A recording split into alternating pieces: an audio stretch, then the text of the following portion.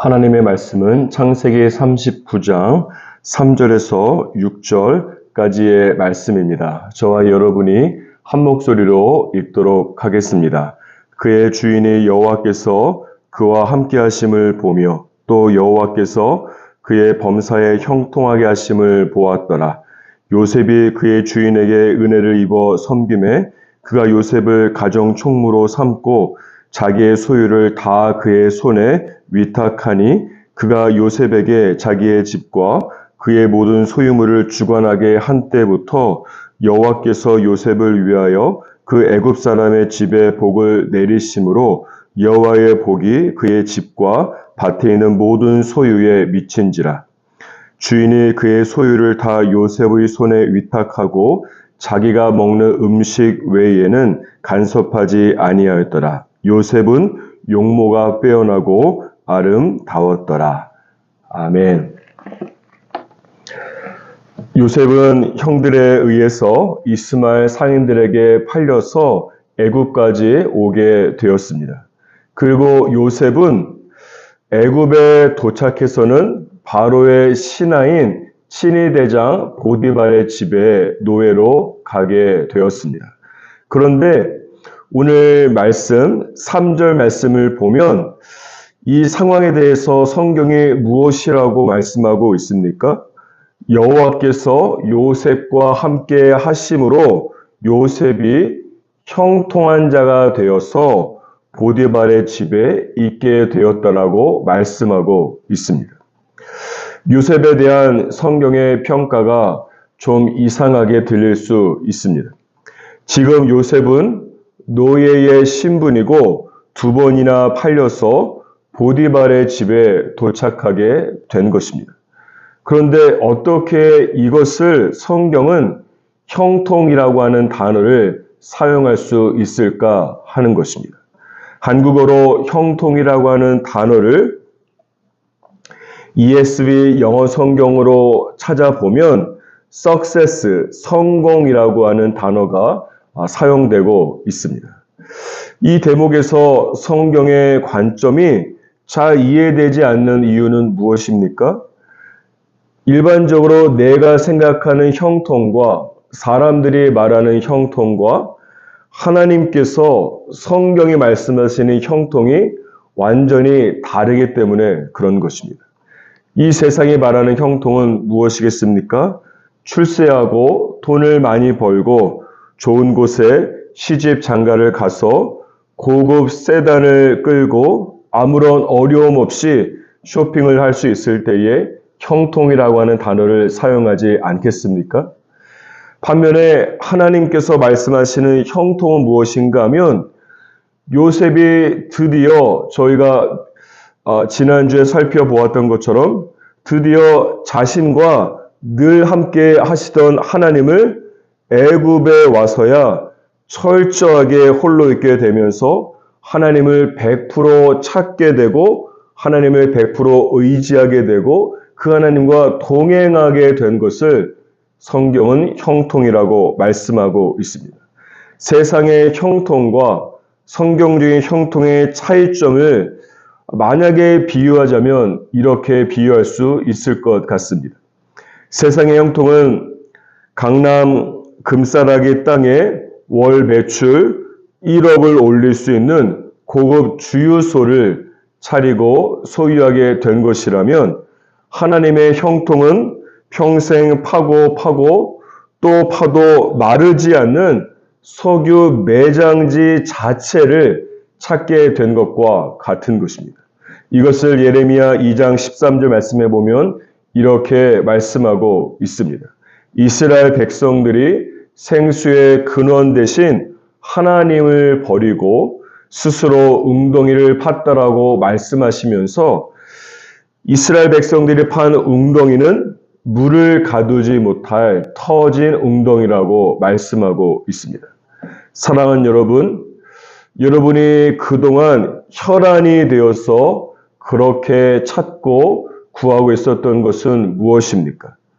웅덩이입니까? 아니면 생수의 근원 대신 하나님에 대해서 목말라 하고 있었습니까?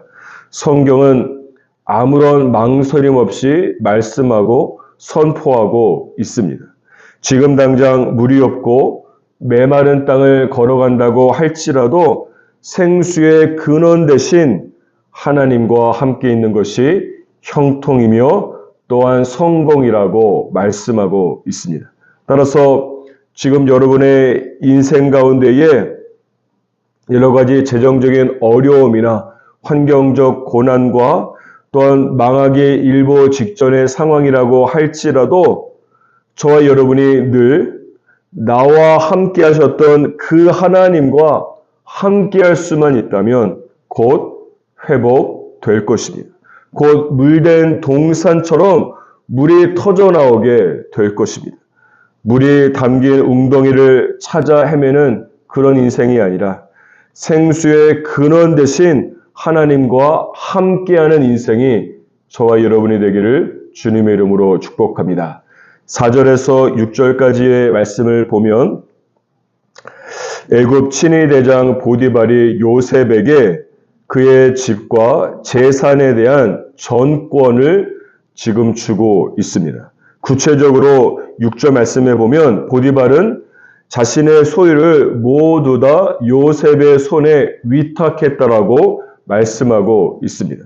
보디발이 요셉을 어느 정도 신뢰했는가 하면 자신이 먹는 음식 외에는 아무것도 요셉을 간섭하지 않았다라고 기록되어 있습니다. 따라서 요셉은 지금 어떤 상황에 있는 것입니까? 지금 이 대목에서 중요한 것은 요셉의 눈에 보이는 상황을 영적인 렌즈로 바라보아야 됩니다. 이렇게 한번 생각해 보십시오. 지금 요셉은 보디발의 집에서 거의 모든 것을 할 수 있는 그런 위치에 앉아 있습니다. 사람은 자기가 모든 것을 할 수 있을 때를 가장 조심해야 합니다.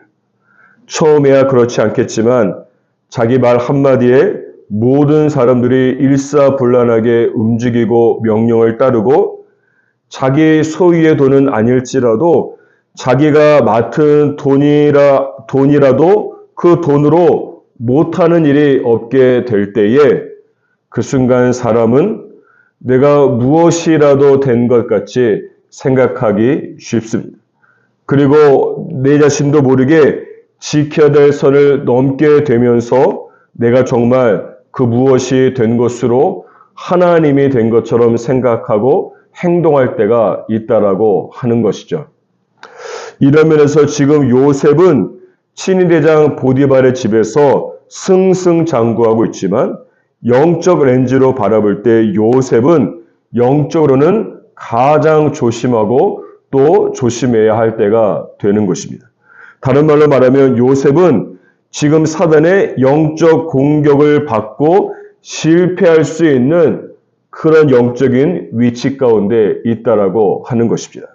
오늘 본 말씀 안에 보면 지금 요셉이 바로 이런 영적 유혹 속 안에 들어가게 된 것입니다. 요셉이 보디발 집의 모든 것을 맡아서 관리하게 되면서 어느 순간 보디발의 아내도 자기 것으로 착각하면서 선을 넘을 수도 있기 때문에 그런 것입니다.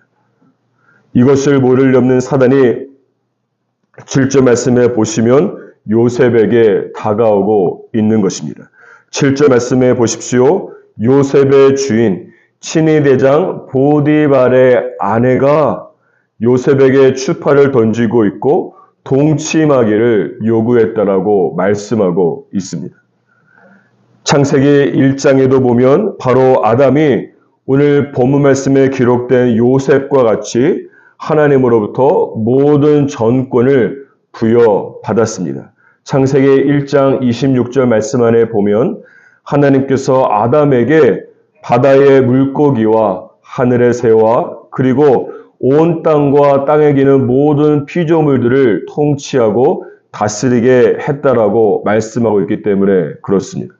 따라서 아담은 위로는 하나님 한 분만 계시고 아래로는 모든 피조물들을 다스리는 1인 지하 만인 지상의 위치에 있는 것이죠. 이런 면에서 창세기 2장 19절 말씀을 보면 아담은 모든 생물들과 짐승들의 이름을 지어줄 만큼 정말로 모든 것을 할 수 있는 왕과 같은 존재가 된 것입니다. 그러므로 아담은 자기가 모든 것을 할 수 있게 된 이 때를 영적으로 가장 조심하고 또 조심했어야 되는 것입니다. 이런 상황에서 창세기 3장 말씀에 보면 사단이 선악과를 가지고 아담에게 접근하고 있지 않습니까? 사단이 아담에게 무엇이라고 속삭이고 있습니까? 선악과를 먹으면 하나님과 같이 될 것이라고 거짓 메시지를 주고 있습니다. 따라서 아담도 내가 모든 것을 할 수 있게 되었을 때에 넘지 말아야 될 선악과를 먹어서 넘게 되면서 하나님과 같이 되려고 하는 유혹을 받게 되었고 그 유혹 가운데 넘어가게 된 것이죠. 따라서 여기서 알 수 있는 한 가지 영적인 원칙은 무엇입니까? 내가 성공해서 모든 것을 할 수 있게 되었을 때에 영적으로 가장 조심해야 된다는 것입니다. 또한 내가 승승장구할 때가 사단이 나를 넘어뜨리기 위해서 다가오는 영적인 공격 시점인 것을 잘 파악하고 있어야 합니다. 내가 잘 나갈 때 사단은 내가 더 잘 나갈 수 있는 방법을 가지고 속삭이고 다가오게 되어 있습니다. 그것이 바로 보디발의 아내였고 그것이 바로 선악과가 아니었겠습니까? 요셉이 여자와 동침하면 한순간에 더 높은 자리에 올라갈 수도 있기 때문에 그런 것입니다. 하지만 사단이 나에게 내가 더 잘 나갈 수 있다고 하는 그런 제안을 들었을 때에 그 제안을 와락 잡게 되고 수락하게 되면 한순간에 나락으로 떨어지게 되는 것입니다. 아담도 선악과를 먹으면 한순간에 하나님과 같이 되는 기분을 느낄 수 있겠지만 그 결과 하나님의 저주를 받게 되었고 에덴 동산에서 추방되는 것을 볼 수 있지 않습니까? 그렇기 때문에 사도 바울은 빌립보서 3장 12절에서 다음과 같이 고백하고 있습니다. 내가 이미 얻었다 함도 아니요 온전히 이루었다 함도 아니라 오직 내가 그리스도 예수께 잡힌 바 된 그것을 위하여 달려가노라. 내가 무엇인가 성공하고 잘했다라고 해서 영적으로 이미 얻었고 이루었다라고 생각하면 안 되는 것입니다. 그때 바로 사단의 공격이 어디에선가 갑자기 훅 들어오기 때문입니다. 오히려 내가 더 잘 나갈 때 더 높은 영적인 목표를 향해서 달려나가는 것이 중요합니다. 그것은 사도 바울의 고백처럼 내가 주 예수 그리스도께 잡힌 바 된 그것을 위해서 더 높은 영적 목표를 설정하면서 하나님의 말씀의 지배를 받으면서 주님과 동행하는 그 높은 목표를 향해서 달려나아갈 수 있는 저와 여러분이 되기를 주님의 이름으로 축복합니다.